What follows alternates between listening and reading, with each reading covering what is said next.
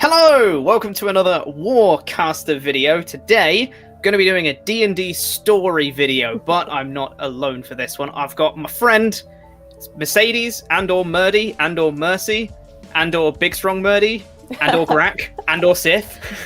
So many names. You have a lot of M as well. There's been a Murdy. M's There's a new lots. Yeah, there's so many names. Mercy, hi. How you doing? Hey, I'm good. How are you? Yeah, I'm all right. We've got Mercy here. She's a player in my campaign that I DM, and also a player in Liam, who's my War podcaster co-host. His campaign that he DMs, we're both players in his campaign too. So the reason I've got Mercy here today is because we're going to be going through probably my favorite session I've ever DM'd personally, which was the last session that we played in my campaign.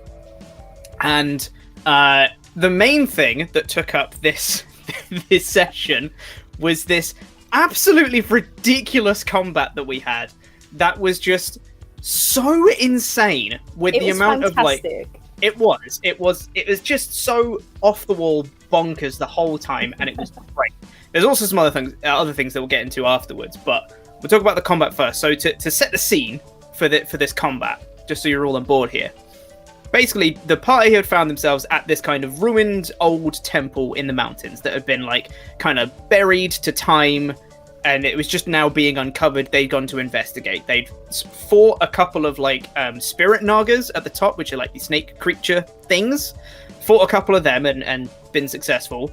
Went down into it and found this pool of water that had grass and trees growing all around it. Spent ages on it. I was the first pun to put my hand in, actually, which I was quite thankful it didn't make me explode. Was it you or was it Goya? I forget. It was one of the two monks. I put my hand in and Goya put his toe in. So that's right. We could be risking the monks at the party here. But that's right. Yes. Yeah. No, but it worked out well because the water was nice. Just made you feel really calm. Healed you a little bit and gave you a key point back or a spell slot. Then you had this weird encounter with these mirrors in this room. There's like glowing symbols and skeletons on the floor. One of you got transported through a mirror. You saw weird reflections in the mirror of people that weren't you. And each of the reflections was significant to a person for a reason, which we'll probably get onto later. One of them got transported through a mirror and was immediately knocked unconscious before the rest of the party even noticed that they were gone. They nearly died. It was a good time. Fought off this creature called the Death Slard, which was cool. It's a fun combat encounter. Made the way through this maze and came into this room that basically, front to back, just had a load of statues. Just of all different, races and sizes and all sorts of stuff, all in the same pose, but just terracotta army style statues front to back. And all of you were a bit on edge because you were like, we've been through a lot, so if we have another combat, it's probably going to go pretty bad here. So we should be really careful. With the purple mats, I was going up to the carpet, wasn't I? Because I just watched an episode of something which made me think, oh no, the carpet might come alive. That's right, because Murdy's just getting into Critical Role Campaign 2 now, which is great, by the way. And you just got to the episode where a carpet tried to suffocate Not. Yes. Which is a good time. But yeah, so there was some prayer mats along the side to these 6 statues and just a load of others in the middle. You guys are still being really careful, but you made your way in, and eventually one of these statues came alive. Now, it was combat. Everyone rolled initiative. This was a modified stone golem, was what it was based off, and this thing. It got absolutely decimated. It wasn't even close. It wasn't even funny. I mean, to start off, it rolled a natural 1 on its initiative with a -1 dex, which meant its initiative was 0. Great start. So me and Liam have spoken a lot about me being the worst roller in the history of the game. Yeah. This combat really proved it. Because we'll talk about them each individually, but there was a total of 9 natural 20s in this combat. It was an amazing combat. It was so good. I was majority of those natural 20s, so from my perspective, it was great. You got 5 nat 20s! I was in as much shock as everyone else. I was like, guys, you won't believe it. It was absolutely ridiculous. Because we had, not only was it you guys just getting natural 20s on your attacks and just doing loads of damage, but it was also, when it came to the the stone golem's turn, I was like, okay, this thing can really pack a punch. It gets 2 slam attacks per turn. It does 3d8 plus 5 bludgeoning for each hit. And these guys have already been through combats. It's going to be real tough if it hits. It didn't hit. It didn't land a single point of damage through the whole combat. It went for a slow effect on both the monks that were on either side of it. Tried to slow both of them, and both of them got natural 20s on their saves. Monk power. Me and Goya are basically fantastic. You cannot defeat us as monks. That would have absolutely neutered you guys. Having slow on you guys, being able to take an action, and that's it. Like 1 attack as well. No reactions, no bonus actions, no nothing. Oh man, he would have slaughtered you guys if that had happened. But no. Personally, I see that as the revenge for you making it resistant to being stunned. I did do that. We know you as a DM love stun. By the way, guys, that sketch video of the party with two monks, that's based on real life. Just so we're clear, we have 2 monks in this party. So I had the great moment right at the start where you hit it and you went for a stunning strike, and I said, no, it's immune to being stunned. It was the best. I thought this would be the red dragon all over again. I was like, oh, this is going to be easy. When you're like, oh no, it's immune. I was like, you what? Have you actually just done this to me? It felt so cathartic. I was literally just sitting there smiling, just going like, nope. I was fuming. I was like, I cannot believe this. So I thought I had the upper hand. I was like, oh yeah, it's immune to being stunned. These guys are on the back foot. It's really strong. It's going to be great. Helped along by the fact that the goblin bard in the party primarily uses psychic damage. This statue golem creature immune to psychic damage. So I was like, cool, that's another guy that's just completely taken out of the combat, can't do anything. That was a fun moment, just hearing from the other edge of the chamber, guys, I can't do anything. We're just like, oh no. Literally crouching behind the statue, just being like, guys, don't think I can hit this thing. That was great. But we had 5 natural 20s from you, one of which was your wisdom save against slow, and then I think it was just 4 just hitting the thing, because you kept doing 2 attacks, flurry of blows all the time. We had the other monk in the party got 2 natural 20s, 1 on the wisdom save and 1 for an attack, and also because of a magic item they have, they can get a crit on a 19, which they also got. They rolled a 19 to get a crit as well. The statue got 1 natural 20 when it was rolling. I think it was a wisdom save. Yeah.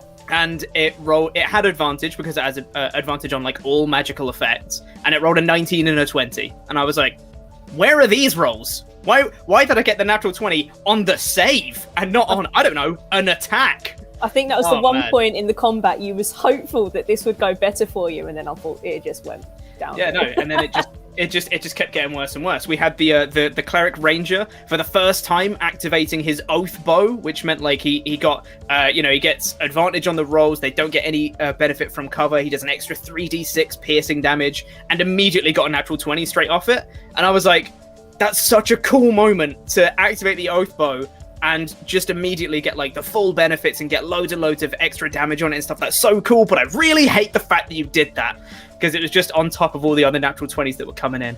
It was perfect though, especially considering like where we were and obviously then what happened after the temple. I was like, that is a perfect moment for Samuel. Yeah, exactly. Yeah, it was so cool. But then there was so much other stuff going on as well, because constantly it was you guys, the monks parkouring around all the time. There was the cleric ranger activating the oath bow, getting a natural 20. There was the wizard cleric who was just standing in front of it and just blocking every single hit, just be like, yeah, it's fine. And then he cast grease on him. It's the wizard's signature spell is grease. It's becoming a common occurrence. So many times. Yeah. There's been giants. There's been the DMV. Yeah, the DMV, of course. He banishment and banished it to the plane of the DMV, so they were waiting in line. So stupid. That was such a good combat. Yeah, so dumb. But yeah, cast grease on the golem thing. On its advantage, dex save, rolled a 1 and a 2. So, that's great. Got it prone off that. Slippery boy.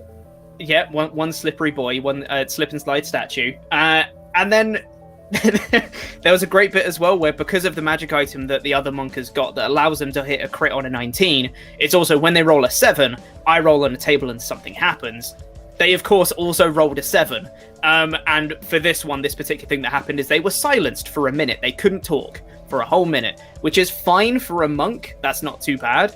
If that happened to something like a wizard, they wouldn't be able to cast any verbal components whatsoever for any spells for a minute, which could be pretty bad, but he lucked out. He's actually got some really of the nicer things that can happen, because I believe he's been blinded and he's been silenced. Is that the only 2 he's got? I feel like he's got another one. I think so. It was the role play of the silence that got me, because obviously we was all on Discord, we was all on camera, and of course she was like, this is what happens, and I think I was the other side of the giant at the time, so I was like, Goya, let's do this, and he was role playing the silence. It was fantastic. It was so good, yeah. Really added to it. Shout out to Rufus, role playing that silence. That was great. Monk power, Rufus. Monk power. Monk power for Rufus, yeah. And then I think the icing on the cake, because this combat was just so chaotic. We were just laughing the whole time. I was like, I initially set the mood as like this really like serious, tense thing, and then after everything just started happening, all of us just broke and just started laughing the whole time. And then it got to the end. You got the killing blow on it after it had not done a single thing. This thing had 250 hit points. It was not an easy thing to kill. And you guys killed it in like 3-4 rounds, and it didn't do a single point of damage, it didn't do a thing. It came to you, you got the finishing blow, and the way you described it, go ahead, tell us what you did to the statue to finally kill it. So I was behind Sherlock, I believe. There was about 20 feet in between us. I was 10 feet behind Sherlock. The statue is 20 feet. Sherlock had his shield up from just blocking an attack, so I leaped on top of his shield over to the giant and I RKO'd him. Not giant, sorry, statue. Yep, you did. You RKO'd him just straight up. Because you came in and initially you were like, okay, I'll jump off the shield, I'll do this like spinning kick through the air and I'll kick its head off. Yeah. Yeah, and then you just changed, you were like, no, actually, I'm going to RKO it. And I was like, sure, why the hell not? If there's one thing that can make this combat even more stupid, sure, let's do it. Let's hit it with an RKO. So yeah, you literally killed it by RKOing it into the floor. To be fair, we've had people at people's elbows in Liam's campaign. That's true. Yeah. Yes, of course. Because Ricky did the diving elbow in the tower, didn't he? Oh, what a guy. Love that. Literally leapt off some steps in a tower, like 50 feet up, and just came down and was like, I want to elbow it on the way down.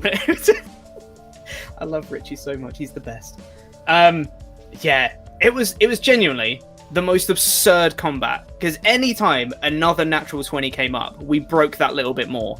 Yeah. And then it's immune to being stunned, it's immune to psychic damage. I cast Grease. It was all these things were just slowly chipping away at us the whole time, and by the end we were all just in complete fits of laughter. It was the best. It was genuinely so funny.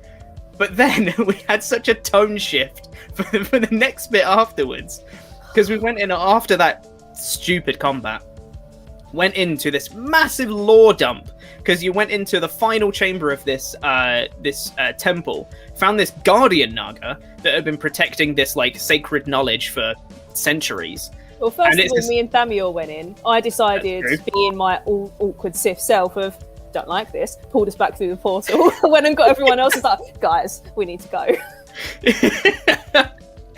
Literally went into the Naga. The Naga was like, oh, hey, friends, come join me. You were like, nope, and just left. No one is your friend in D&D. Anyone that says you're your friend, no. That's true. No, you got a point. But you eventually went back in and you chatted to this Naga that essentially told you this prophecy about how you guys are supposed to save the world. It was just straight up such a tone shift from this stupid, wacky combat to going like, oh, by the way, this thing's super duper serious and the world's going to end if you guys don't stop it.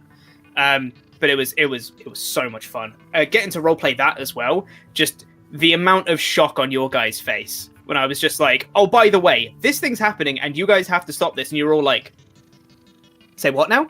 We were so skeptical to start with, especially because obviously we had done everything already in the temple, and we was like, not too sure on this. And I think we inside checked him a few times. It's like, yeah, seems genuine. And we was like, what? And the enormity of the situation then started setting in. And I was just like, I don't think I believe you, but your role playing was amazing. Everyone was so engrossed in what we was doing, and it was just intense. Yeah, it was so fun, because it started off as just like, because I'd written this entire like monologue for this creature to do. They didn't really follow it. I improv most of it, but it was, I started off just being like pointing out like this room was really different than all the others, and it had all this like artwork and carvings and all these like ancient things going on. And as part of it, and like hidden amongst the carvings in the center, were little portraits of your characters. Broke me. Your characters and 2 PCs that had already died in the past. They were all portraits hidden in this thing, and you all just went like. I think when Neil and Rufus realised it was the captain and Journey, they were just like, I watched Rufus's face drop. I was like, oh my god, Journey. yeah. And so I think Rufus was sat there on Discord just like. Yeah, the whole I loved watching Rufus because the whole time he was just going. He was proper like he was getting freaked out by the whole thing. It was so funny. And yeah, basically this whole world-ending event is coming, and you guys have to stop it now. And then actually, before we move on from that point, would you like to hear some notes that I wrote while you were talking about this? Please. So, we know that my notes are semi-chaotic. So let me just describe it real quick. The thing that's coming is called Planar Fusion. That's what I called it. It's Planar Fusion. The planes are essentially all converging, and if they all converge together, everyone gon' die. It's essentially the gist of it. So please tell me how you explain that. So the first note I had is planes are on a collision course. All planes colliding. Everything would kaboom. I'm not wrong though, am I? Everything would kaboom. Yeah. Everything would kaboom. Yeah. The way that the Naga described it was, I believe, that the planes are in existence because of the absence of the others, and when they converge, it would create this. But yes, everything would kaboom. Yeah. And then we start talking about planar fusion. My way of writing planar was literally plane-r-fusion. Okay. It was too serious of a moment to ask for the spelling. That's fair. Planar fusion has begun. Elemental gate/portal. Where they join the material plane, rifts have opened, increase in frequency, things would fuse and be hench.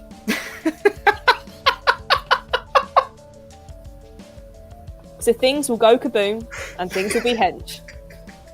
Things will fuse and be hench. Yes. But again, I don't even know what bit you're referring to at that point. Are you talking about the planes or are you talking about the creatures? The creatures, that was it, because you said there's going to end up being these like hybrid creatures, so to speak, some the different planes merging. And yeah, things be hench. Things be hench, yo. That's that's how it goes. World-ending calamity coming. Things be hench. Yes. Words to live by. What else you got? Anything else exciting? And then I started talking about the plane I went to, but I will let you talk about that. Oh yeah, of course. So after that, the Naga basically said, look, it's not just this plane that's going to be affected. It's all of the planes that exist will be affected. Do you guys want to see? They all said yes. And essentially, I homebrewed a little like group banishment spell, just as like a little like thing that it could do this one time. And it essentially sent each of you to a different plane temporarily to view society in different planes. So each of you got sent to a different one. I rolled to see which one you guys ended up at. That was going to be my question for you, actually, because conveniently enough, I ended up in a plane with something that we had been in combat in before, which I think then influenced your hate of Stunning Strike. I was like, has he done this? The monk with the red dragon. No, that wasn't planned. That was just... I already had that in my head, that if someone got transported to the plane of fire, then there'd be an ancient red dragon flying overhead. It sets the tone pretty instantly. You know that you're like, oh god, I'm in a completely different place. This thing's red. It's hot. You know, it's just an easily recognizable thing. But yeah, so you got sent to the elemental plane of fire, and you essentially heard from far away, essentially the city of Brass, just like this whole like cacophony of noise and society and people shouting things and all that stuff. And you're like, that's a lot of people over there. Let's see what we've got. We got Red Sand Desert. Volcano erupting, ancient red dragon. Huge city made out of brass. Unfortunately, no comedy notes in this, just purely the fact there's tens of thousands of creatures with spears. So yeah. There's lots of things that you saw. Then you're like, oh god, this is an entire society that would actually die. It's not just the material plane. Essentially the same thing happened with everyone else as well. Some people got transported to the plane of water. There was a plane of earth. There was the celestial plane. There was the abyssal plane as well. Even though that has a weird society with demon lords and stuff, it's still a society, damn it. So yeah, it was I just thought that was a cool way to show you guys like what's at stake of this whole planar fusion thing, which everyone seemed to enjoy. And also, as a fun note for me, that entire thing was improv. I didn't make any notes about any of that plane stuff. I was literally just like, they get transported to other planes, and that was it. And I just improv everything else. We were going for a good about 20 minutes, half an hour on those planes, because when you first said you made us agree to actually go to the plane, she's like, are you sure you want to do this? Are you sure you want to do this? And I was convinced that one of us wasn't going to come back and something was going to happen. But you went into such detail about all these planes, because I know it was a matter of, obviously, Thamior went to the water plane, he come back dripping wet, I came back from the fire plane soaking. The celestial plane and the abyssal plane. The abyssal plane I do not want to go to. That's where things are going to go to and get henched. That's where I want things to go kaboom. I do not want to go there, please. We can Everything will go kaboom in the abyssal plane. Yeah, true. Yeah, I was very proud of being able to describe that properly. So it was great, because it was literally an idea that I'd had, I think that day, or maybe the day before. Really? Because it was just going to be the monologue and just say, here's what's at stake. Off you go. And then I thought, like, what if I gave him like a visual demonstration of like what else is out there? And I was like, sure, maybe it can send him away. Sure, I'll make like a group banishment thing. It can just send him. If everyone consents to do it, it can just send him away for a plane. Cool, send him to other planes. And that was it. It was just a thought. And I didn't even write it down or anything. I was literally just like, yeah, let's do it off the dome. It'll be fine. Which is really cool. Well, considering obviously last time we was in any kind of situation to elemental planes, we was in where the cave attacked us for one, and then we saw through the portal into, I can't remember what plane it was at the time. It was a plane of Earth. That was it. So we only had like that little snippets of planes, and obviously didn't really have anything set in the scene. But whilst you were describing each individual ones, obviously during the fire plane, I was fully engrossed in where I was. I was like, oh my god. But I was watching everyone else, and you could see everyone was so invested where we were going, and it really emphasised essentially what is at stake when we all came back as characters. Yeah. It was just like, oh my god, we need to do something. I think just on top of the role play from The Guardian, seeing our portraits everywhere, everyone was just like, there is so much to digest here. There is so much at stake. and it was that as well. It was just that everyone got engrossed and involved, and everyone's role playing was so good. And I loved it, because everyone was just responding to what I was saying, and everyone was just... I bought everyone's character actions in the whole thing, and it wasn't just like a case of, okay, well, I guess we need to save the world. Cool, let's go do it. Everyone was like, I don't want to do this. This is so much. Why us? What's happening? Everyone was like completely like overwhelmed by the whole thing. It was great. It was so good. It's exactly what I wanted you guys to be like. And that only got better, because you guys had essentially identified what potentially the problem for this planar fusion would be, the catalyst as to why it was happening and how you can stop it. You had a lead in your head, and you were like, let's follow this lead. So you asked the Guardian Nug and be like, can you try and locate this person? This is obviously super powerful creature that's been here for centuries. Maybe it can, scry on someone or something. And you're like, can you track any of these creatures? And you asked about some people that you'd encountered before. And again, completely off the dome, because that was a really good idea. I was just like, yeah, it totally can.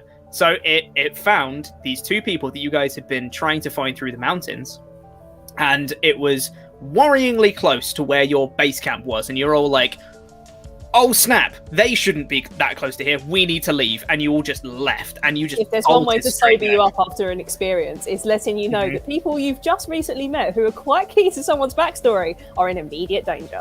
Yeah, so this is a group of people that the cleric ranger, Thamior, his entire backstory was revolved around these people. They kind of brought him in. There was a dwarf named Thonan who took him in and kind of essentially raised him as a surrogate father figure.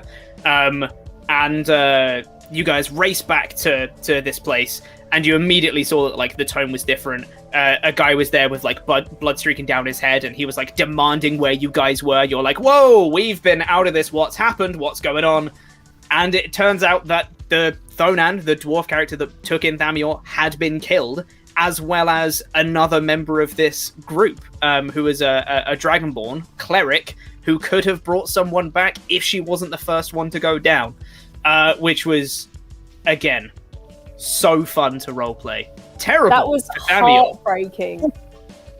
So I've got to give Liam his kudos. Through that, I was so invested. Obviously, you had both of you just kind of like going together in this scene. Like, we'd just come from something so intense anyway, to then go into such emotion. I was a wreck after that session. Oh man, it was so good. What's going on?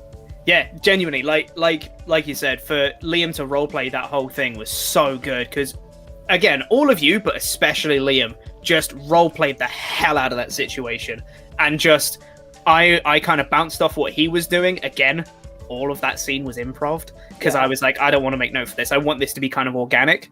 So I just improv that whole thing, and I was like, let's just bounce off each other, see what happens. And yeah, both of us, I think, were just so like into it, and just role-playing this whole situation of, we've lost these people, what do you do when you're grieving? Like, what's the next step? At what point do you move on from the grief? When do you start thinking about the next steps? When do you just let yourself be sad? It was like this whole like thing going on. It was so good. And yeah, you guys played it out. You held a little funeral for them. And then you essentially were just like, what do we do now? Like, we've got this whole load of information that we just got about saving the world, but we've also got these people that we care about that now don't have their leader and their first in command. Like, what do we do next? It was so good. I was genuinely concerned, because I think out of the whole campaign, if character relationships, me and Thamior kind of have a love-hate relationship. Mm-hmm. And I was genuinely concerned that Thamior was going to leave the campaign at this point, and I was like, no, you cannot leave Sith. Mm-hmm. I was genuinely the way Liam was doing it, and the raw emotion, because I think it got to the point where the discussion was someone needs to stay and like look after everyone, and I was staring at Liam's screen on Discord, and I was like, is he going to stay? Is he about to kill off Thamior, so to speak? And then he was like, no, I can't remember who he said's going to protect him, but like, you stay, you protect, I'm going to go with them. I was like, oh my god, thank god. Genuinely, if Liam had said like, no, Thamior's going to stay, I'd have been like, okay, yeah, Thamior's just going to stay, the rest of you carry on, Liam make a new character. Like, I was just going to like just go with it, kind of thing. It would have made perfect sense. It would have been really cool ending for Thamior, I thought. I genuinely thought that's what's going to happen. I thought that you two had planned it or something, and I was just like, what is going on? But I'm quite glad he is staying. Yeah, me too. It's made my plans a bit easier, actually, now that he's still there, so that's good. But yeah, such a good session. Genuinely, my favourite one that I've ever DM'd. Was so good. Like, on a personal level, from being, like, proud of what I did, and just being, like, being able to roleplay properly and have a fun session, but also just having fun with you guys, and just, that whole combat being so ridiculous and stupid, and watching your guys' reaction to the lore dump, and then the role-playing with the funeral, all of it was just, it's what I live for. That's what makes D&D so good. It was such a range of emotions, and I think in our little group anyway, we have such a different range of like playing styles, different ranges of like role-playing and everything, and when everything just comes together as one, you're like, this is what D&D is about, this is why we play it, and why we all walk away at the end of the session, and we're coming back to you like if weeks later going, we want to talk about this, we want to talk about this. And obviously we got a level up, which was great. And oh yeah, right at the end, it's like, I know you guys are really sad about these people dying, but just so you know, you guys are leveled up. That was a very good moment, actually, and I sat there and I was like, do I want to change anything? Do I want to start doing this? Do I want to start doing that? But there's just so much freedom to essentially do what you want to do, and I just when someone purely puts their emotion into a character, it just makes the situation so much more amazing. Yeah, exactly. And not to spoil anything for Critical Role Campaign 2, because you're just getting into it, and if anyone hasn't watched it or anything, no spoilers for that, but you did recently just get to a point in the campaign where a particular character shared their backstory, and oh my god! I text you. So our little group chat we actually have a group chat called Murdy Talking About Critical Role, because obviously you, Liam and Dave have all seen it, and I am very late into the story. It's taken me so long. It's taken a global pandemic for me to actually commit to watching Critical Role, but by the way. And it's just, I'm getting to certain points. And I was messaging you and I was messaging Liam. I was like, let's just combine this into one group chat. And you guys are going through the emotions with me. And there's been some, you know, I was watching it. I was watching it before we started doing this. So any given moment, I'm like, I'm watching Critical Role.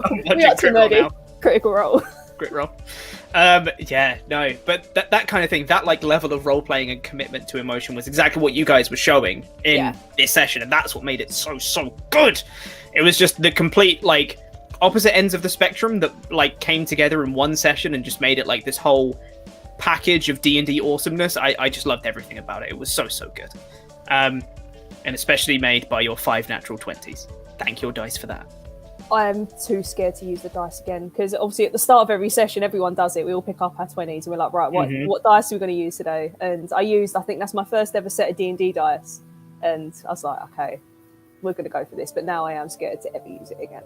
It's probably going to give me so many nat ones. And yeah, I was going to say, next session it's got to be balanced, right? It's got to give you a load of nat ones. That would be amazing for me personally.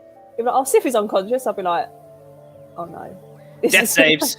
Natural 1. Yeah. But then Father Pom may happen. No, that's true. Yeah. We'll keep that in the pocket for later. But yes, thank you guys for watching. This was a little story about the stupidest combat in the world, and also my favorite session I've ever DM'd because it was great. Thank you guys for watching. Thank you, Murdy. I was going to call you Mercy, and then that felt weird, so I went with Murdy, but then it came out weird. Hi, Murdy. Thanks for joining. Really appreciate you being here. Yeah, and thank you guys for watching. You can find Murdy's Twitter. She has one in the description. Go follow it. I don't know if you wanna. It's probably her tweeting about Crit Roll. In all honesty, it's probably going to be what it's for. One of the two. Or CrossFit, yeah, that also works. Go follow that. And yeah, thank you guys for watching. If you did enjoy, make sure to like the video, subscribe, and enable notifications, all the general YouTube stuff. Also, I've been streaming a bunch over on Twitch, so you can follow me on there, twitch.tv/warcasterpq, so you can get notified and all that jazz. We'll be back with more videos sometime soon. Thank you for watching. Bye. Bye. Bye.